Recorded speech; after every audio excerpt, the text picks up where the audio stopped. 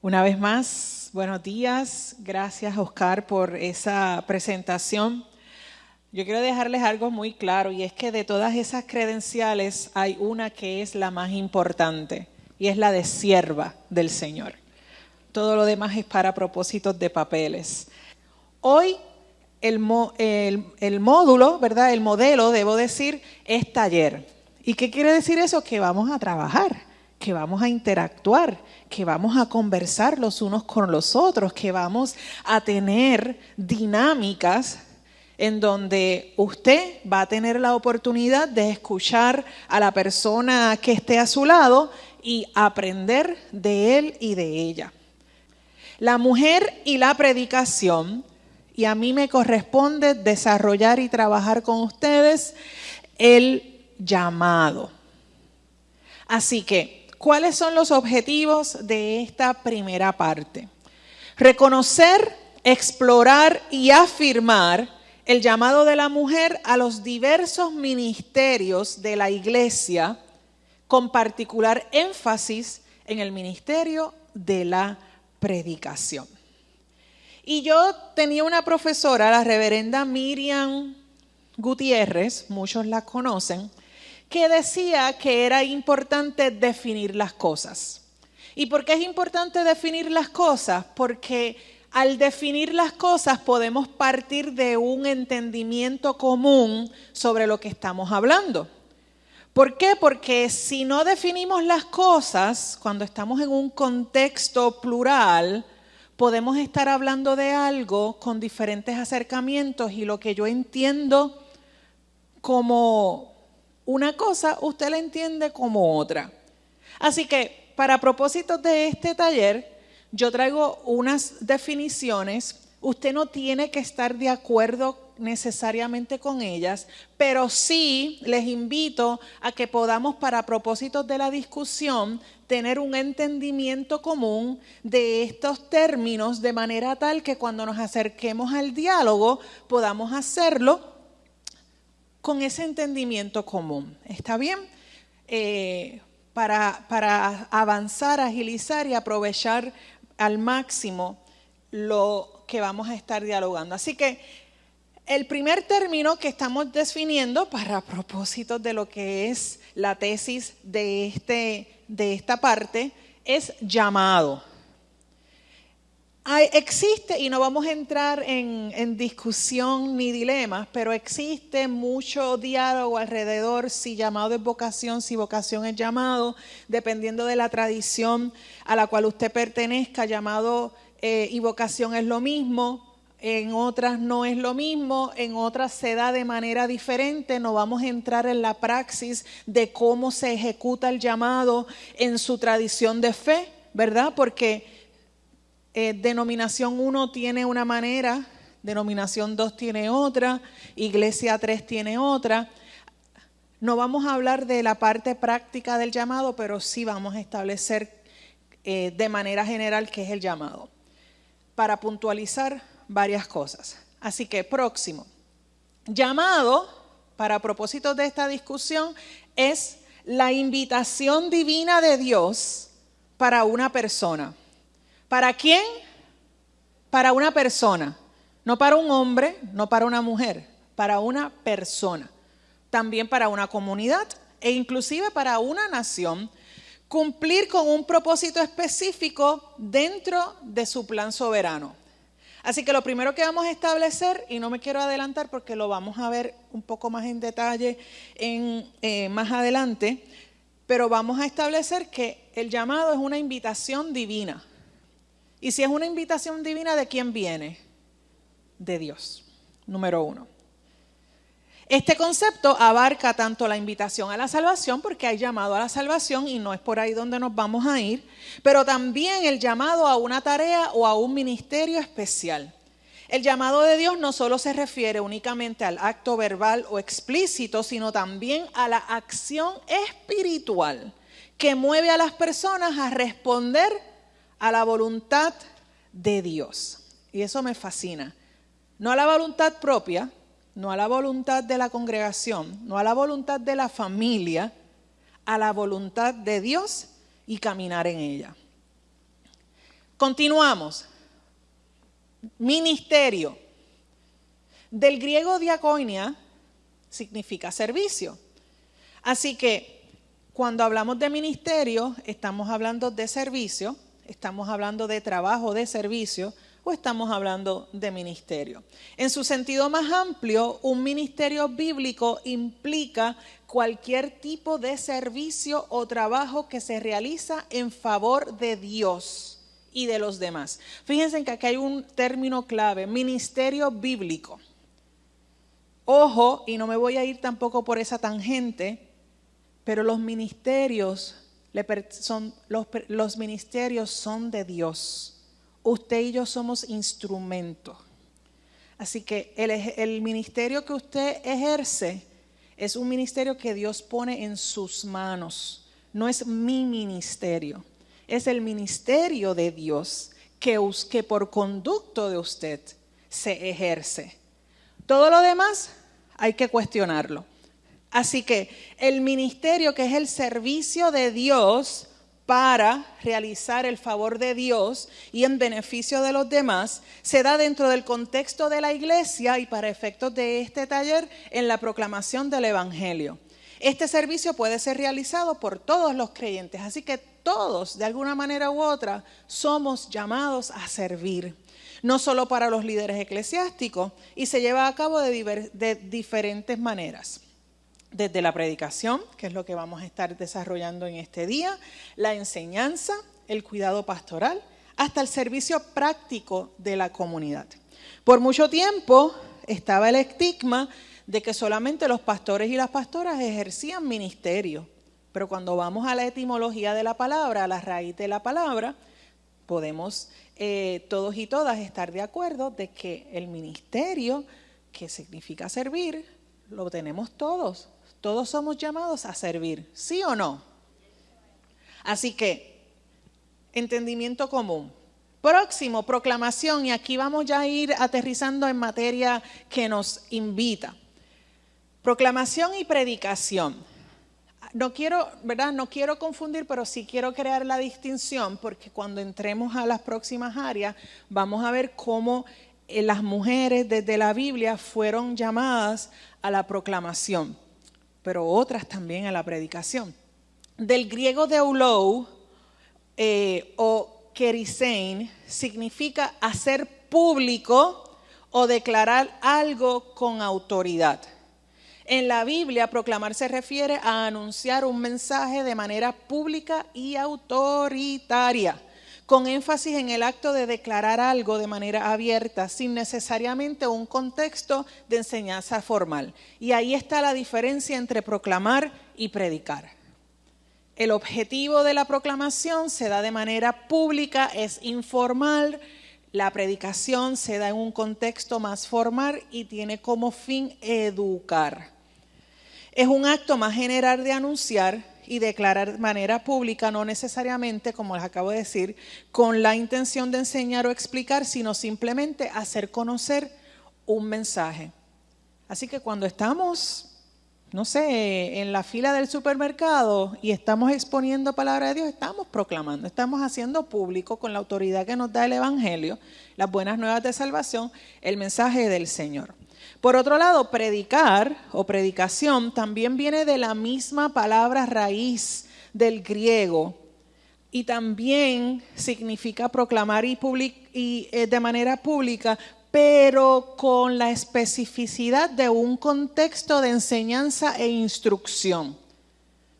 Básicamente, y vamos a ver un spreadsheet, una tablita ya mismito. El uso bíblico de predicar implica un acto formal. Así que la predicación es un acto formal donde se enseña para transformación por conducto de la exposición de la palabra, mientras que proclamar es un evento público en donde se expone la palabra sin necesariamente esperar ningún tipo de resultado a cambio. Generalmente se realiza por una persona de autoridad espiritual como un predicador o un maestro, o con el propósito de edificar, exhortar o convencer a los oyentes de un determinado mensaje, especialmente en un contexto congregacional. Fíjense en que dice que puede ser realizado por una persona de autoridad espiritual como un predicador, predicadora, maestro, maestra, con el propósito de edificar y exhortar. Así que cuando sigamos adentrándonos en este tema, vamos a ver que sí existe en la Biblia ejemplos de mujeres que predicaron y que fueron llamadas para predicar. Aquí no voy a entrar mucho en detalle. Usted, si interesa copia de estas presentaciones, nos puede dejar su correo electrónico en la mesa de registro y nosotros ya para la semana que viene con gusto se lo podemos compartir. Pero en la próxima laminilla tienen una diferencia, no, apenas se lee, pero tienen una diferencia de el enfoque de proclamar versus predicar, el objetivo, el contexto, el proceso, la audiencia y el tono. Ahora bien, continuemos. ¿Por qué es importante reconocer el llamado en nuestras vidas? ¿Y cuáles son esas características universales del llamado que usted y yo tenemos que tener consciente? Porque me parece que muchas veces, yo no sé ustedes, pero desde mi experiencia personal, uno de los puntos más cruciales y de tensión para mi persona fue poder distinguir si eso que yo estaba sintiendo como llamado era verdaderamente un llamado. Y nunca voy a olvidar el momento donde recibí el llamado y nunca voy a olvidar la manera en la que el Señor confirmó mi llamado. Pero vamos entonces a hablar de unas características universales que podamos acordar sobre el llamado. Primero, próximo. Como hablamos en la definición, el llamado tiene carácter divino. Hermanos, hermanas, no es el vecino que le llama, no es su abuelita que le llama, no es su esposo. El Señor puede utilizar a su abuelita y a su esposo para confirmar un llamado. El Señor utilizó a mi esposo para confirmar mi llamado, pero el llamado proviene del Señor. Segundo, por lo general se da en una dimensión privada, pero también se puede dar en una dimensión pública. Y usted tiene que tener la capacidad de discernir en qué capacidad se está dando, o en qué dimensión, debo decir, se está dando ese llamado, para que entonces usted en ese proceso de discernimiento, usted pueda recibir la confirmación necesaria de su llamado. A mí me tomó aproximadamente 1 año y medio confirmar mi llamado. Hay personas que reciben confirmación instantánea y hay personas que les toma más tiempo su proceso de confirmación. ¿Qué yo quiero decir con esto? Que el proceso de llamado tiene sus matices particulares y que el Señor trabaja con cada uno de nosotros y nosotras de manera única, exclusiva y personal, y que su llamado no tiene que ser necesariamente igual que el llamado de su compañero o compañera pastora o pastor. Así que usted no se tiene que desesperar si su compañero pastor recibió llamado y confirmación en 2 semanas y usted lleva 6 meses en el proceso de confirmación. O un año, a mí me tomó casi 1 año y medio. ¿Verdad? ¿Por qué? Porque en mi caso personal, yo no nací en la iglesia. Yo llegué a los pies del Señor por medio de una escuela bíblica de verano, luego me reconcilié con el Señor en mis años universitarios y luego pues posteriormente recibo mi llamado, pero yo no nací en una iglesia, así que ese asunto de que mi tatarabuela fue pastora, mi bisabuela fue pastora, mi abuela fue pastora, mi mamá fue pastora y yo fui pastora, nada de eso ocurrió conmigo. Que ocurre, y gloria a Dios por eso, pero en mi caso no lo fue. Por tanto, yo quería asegurarme que lo que yo estaba viviendo y experimentando como llamado fuese llamado. Y aquí lo que yo quiero resaltar es que hay unas características particulares, universales, del proceso del llamamiento, dejando a un lado la parte práctica de su tradición particular. Aquí no estamos entrando en materia procesal, ¿verdad? Porque los nazarenos tendrán su proceso, acá Ministerio Sanador tendrá su proceso, bautistas tendrán sus procesos, discípulos de Cristo el suyo, metodistas el suyo, luterano el suyo, pentecostales el suyo, GMI uno, Asambleas de Dios otro, y todas las que siguen después de eso tendrán el suyo. Yo no estoy hablando de la dimensión procesal del llamado. Yo estoy hablando de las características universales de ese llamado al ministerio de la iglesia. Y luego que usted discierne y confirma, es importante que haya una afirmación. Y esa afirmación puede venir por medio de su congregación, por medio de su familia, por medio de ese líder o esa líder espiritual que le lleva. Y bien importante, y es lo que ustedes están haciendo hoy aquí, el llamado se desarrolla. El llamado no es un evento instantáneo que se queda. El llamado hay que desarrollarlo. Y por eso es que a mí me apasiona la misión de lo que hacemos acá en AET, porque es precisamente ese continuo querer desarrollar el llamado que el Señor dio a mi vida y el ministerio que el Señor puso en mis manos. Y todos y todas aquí, de una manera, hemos sido llamados, no necesariamente a la pastoral, no necesariamente a la predicación, pero de alguna manera u otra reconociendo que todos tenemos la capacidad de servir en el reino del Señor, tenemos algún tipo de llamado, ¿verdad? Y hay llamados que usted puede discernir y concretar de una manera más expedita, y hay llamados que usted necesita un poco más de tiempo para poderlos discernir y confirmar. Pero todos hemos sido llamados. En esta hora, yo quiero hacer una primera dinámica y se llama testimonio público. Y esto yo lo aprendí recientemente en la Bienal. Y usted va a pensar el nombre de esa persona y pueden haber habido muchas, pero el nombre de esa persona que fue esencial para acompañar que le acompañó en el proceso de su llamado. Esa persona que oró con usted, esa persona que le acompañó, esa persona que le confirmó, esa persona que el Señor utilizó para decirle a usted, ahora es que es, aquí es que es. Piense, 10 segundos, piense en el nombre de esa persona. ¿Ya todos tienen en su mente esa persona? Y vamos a hacer un testimonio público. Cuando yo cuente 3, usted va a decir de manera audible, con gratitud en su corazón, el nombre de esa persona. ¿Está bien? ¿Tenemos el nombre de la persona? Cuando yo cuente 3, todos y todas, aquí habemos sobre 50 personas ahora mismo. Así que todos y todas vamos a decir de manera unísona, como testimonio público, el nombre de esa persona.